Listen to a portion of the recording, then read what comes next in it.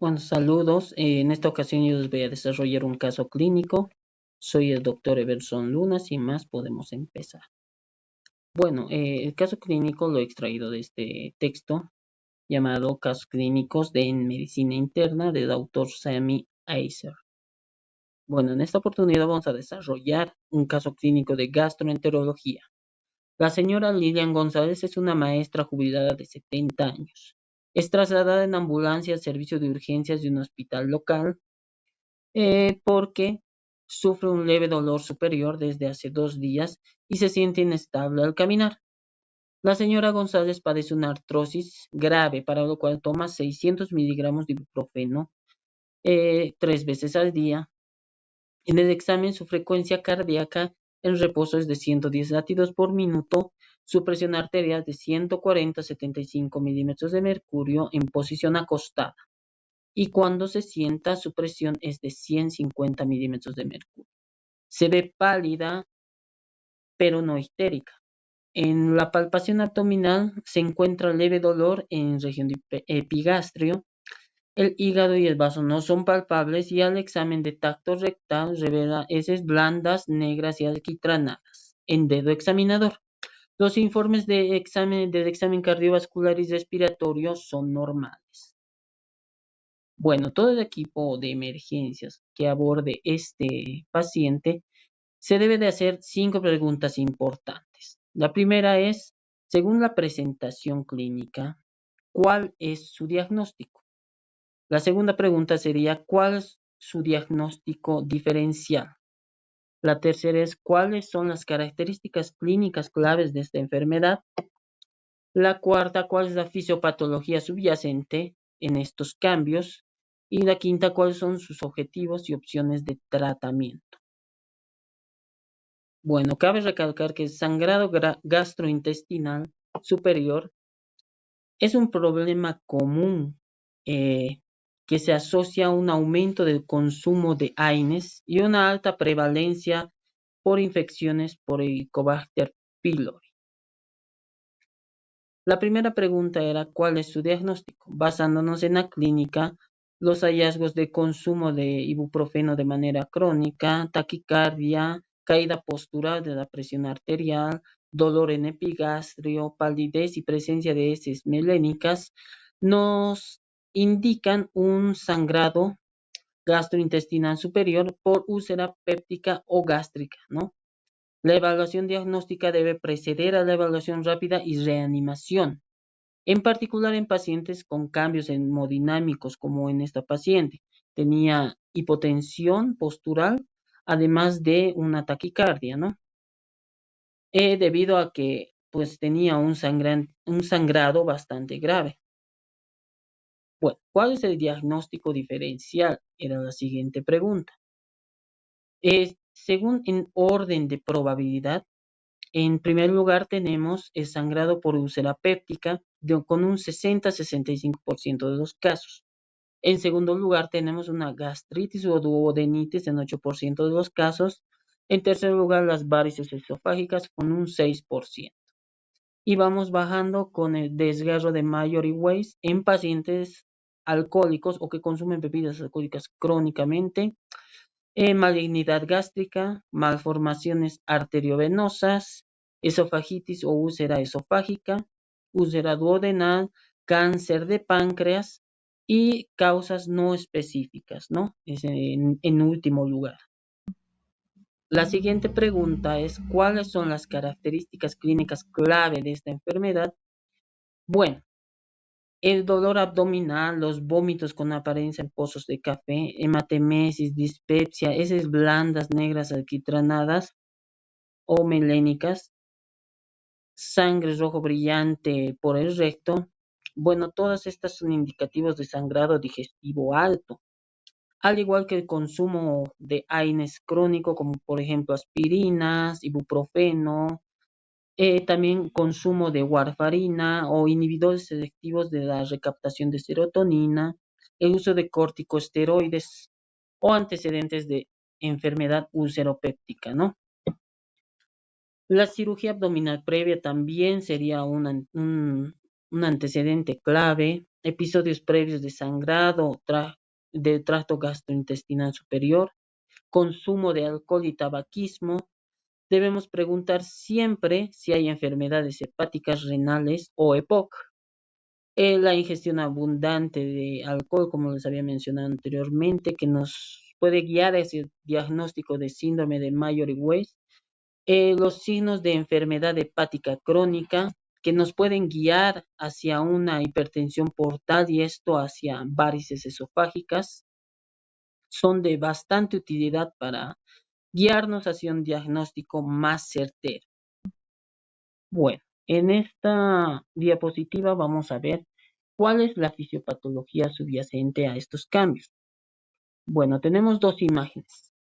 En la de arriba podemos ver cuáles son los mecanismos protectores de la mucosa gástrica y cuáles son los mecanismos lesivos, ¿no?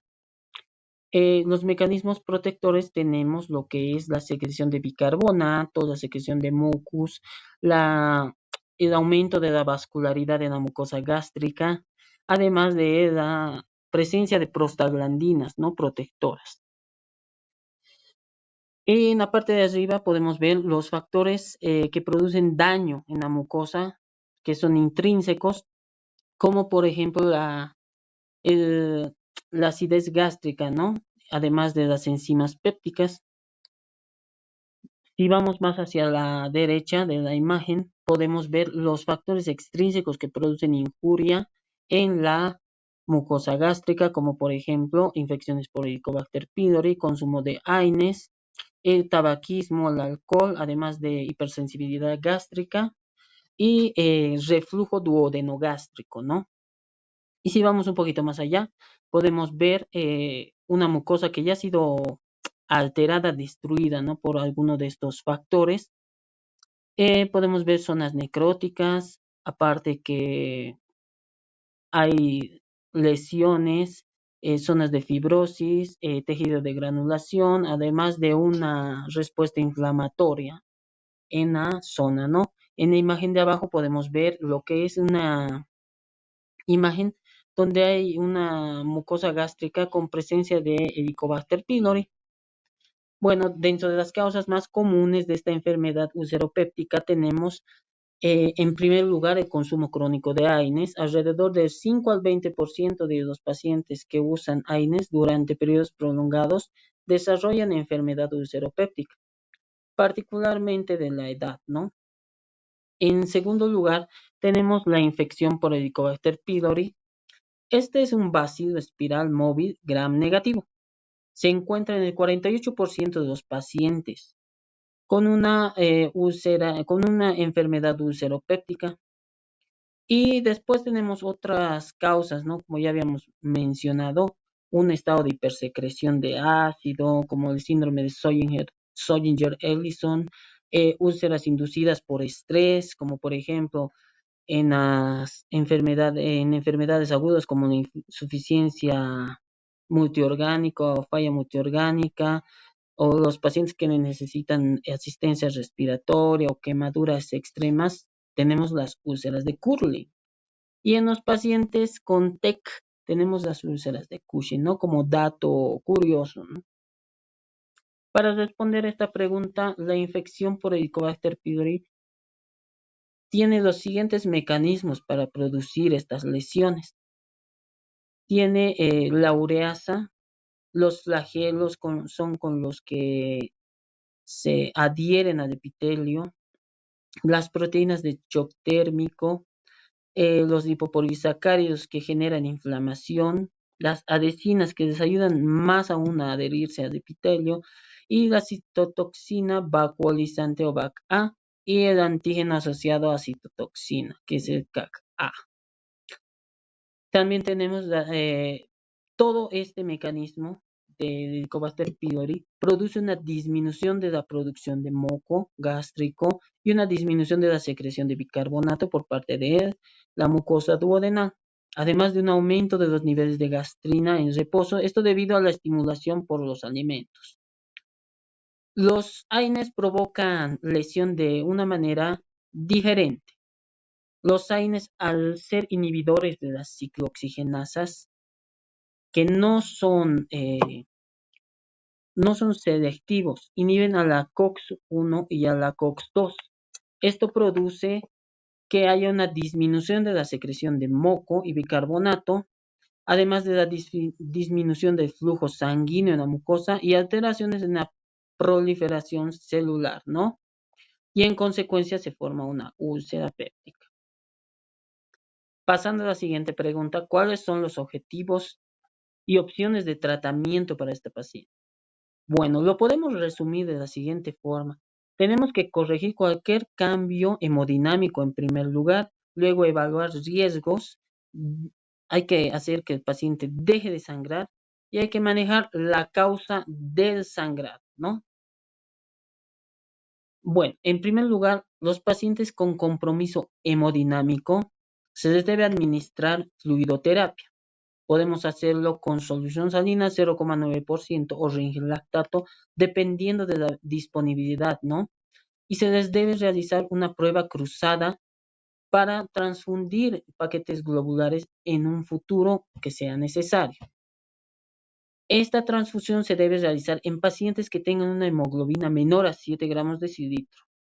La hemoglobina se debe mantener siempre mayor a 9 gramos de decilitro. A los pacientes con sangrado activo y coagulopatía, esto lo podemos evaluar con un INR mayor a 1,8. Se les debe considerar la posibilidad de recibir plasma fresco congelado.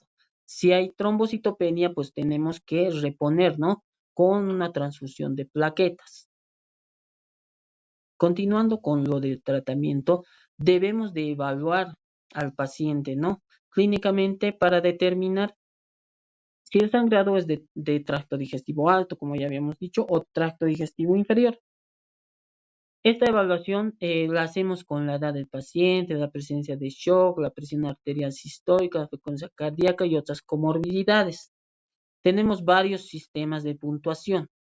Aquí les voy a mostrar dos que son los más comunes, que uno es la escala de puntuación de Rocal, que nos brinda información sobre el riesgo de sangrado del paciente, ¿no? Tenemos la edad, el estado circulatorio, enfermedades asociadas y el diagnóstico, además de otras variables, ¿no? Una variable más. Un riesgo bajo de sangrado es con una puntuación de 0 a 2. Una puntuación de 3 a 4 es un riesgo medio de sangrado y más de 5 es una puntuación que tiene un riesgo alto de sangrado. En el caso de la escala de Glasgow-Blatchford, esta escala nos sirve para el tratamiento endoscópico, ¿no? Para ver si el paciente tiene alguna necesidad de endoscopía. Además de que predice la mortalidad, evalúa la necesidad de ingreso hospitalario. Una puntuación menor a 1 tiene un manejo extrahospitalario, una puntuación menor a 3 no va a requerir endoscopía y una puntuación menor a 6 es un riesgo bajo, ¿no? De sangrado y de resangrado, perdón. Y una puntuación mayor a 6 tiene un riesgo alto. En ese caso necesitaríamos una endoscopía temprana, ¿no? Ahí tenemos varias variables que tenemos que tomar en cuenta como la urea, la hemoglobina, esta se diferencia en varón o en mujer, la tensión arterial y otros marcadores como el pulso, la presencia de melenas o síncope, ¿no? Lo pueden revisar con mayor detalle. También es recomendable utilizar una sonda nasogástrica para aspirar en el caso de que el sangrado sea profuso.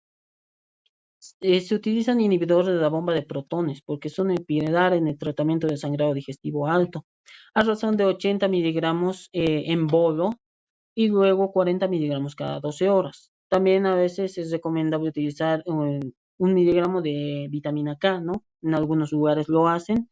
El lavado gástrico nos puede ayudar a que en el momento de la endoscopía se pueda localizar de mejor forma la fuente del sangrado. Se debe realizar esta endoscopía dentro de las primeras 24 horas de la presentación del paciente. Esta nos va a ayudar a confirmar el diagnóstico y permitir un tratamiento más específico. Bueno, con todo esto hemos respondido las 5 preguntas que nos habíamos planteado en un inicio. Espero que sea de utilidad Estoy presto a responder comentarios, quizá, de retroalimentación, quizá me he equivocado en algo o necesitan alguna asesoría, ¿no? Con algo. Estoy dispuesto a responderles en cuanto tenga tiempito y pueden seguirme en mis redes sociales, ¿no? Gracias.